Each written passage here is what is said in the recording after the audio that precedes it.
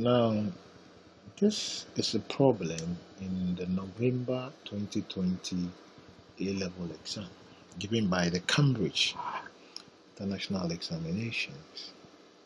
And I want us to look at the solution. Okay, so let's look at the solution here. Now, one way to solve this problem is to let x be equal to tangent square theta. That means that x is greater than 0 because the range of values of theta is from 0 to 180. Okay, so tangent can never be equal to 0 in this interval, because when tangent is equal to 0, tangent theta is equal to 0, you have theta is equal to 0 and theta is equal to 180. So theta is equal to 0 and theta is equal to 180 are excluded, so our tangent can never be equal to 0.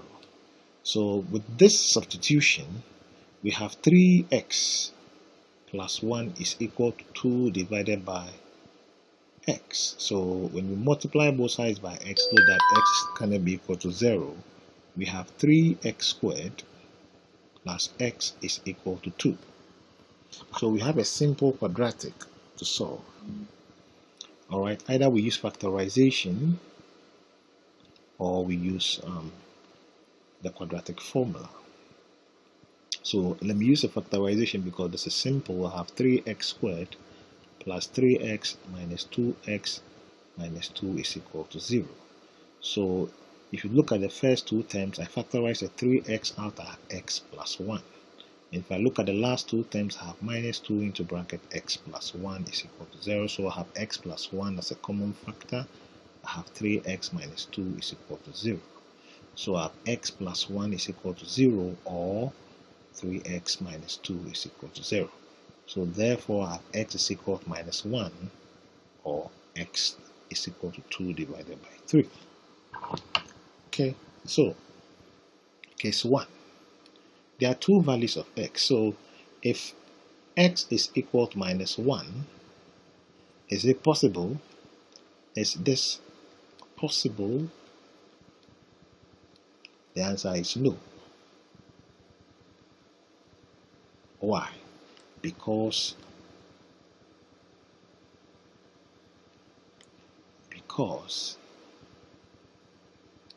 x is greater than 0. That's the condition here. So the case 1, when x is equal to minus 1, is not possible. So case 2, if x is equal to 2 divided by 3, what does it mean? It means tangent square theta is equal to 2 divided by 3, and therefore have tangent theta is equal to plus or minus 2 over 3 with a square root. So here again we look at two cases. Let me call case A. Okay, so I have tangent theta is equal to square root of 2 over 3, and tangent, that's case A. And then I'm going to look at the second case B. Tangent theta is equal to minus square root of 2 divided by 3. Okay, alright.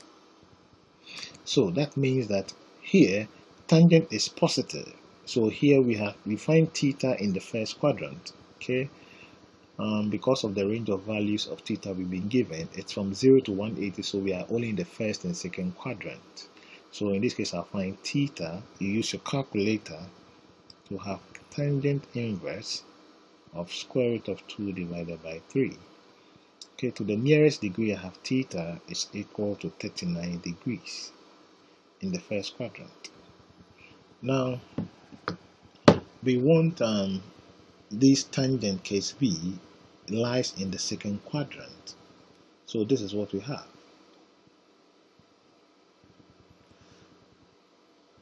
The first one that we've got in here is 39 degrees, maybe somewhere here.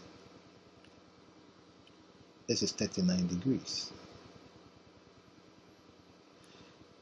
If you look on the alternative in the second quadrant,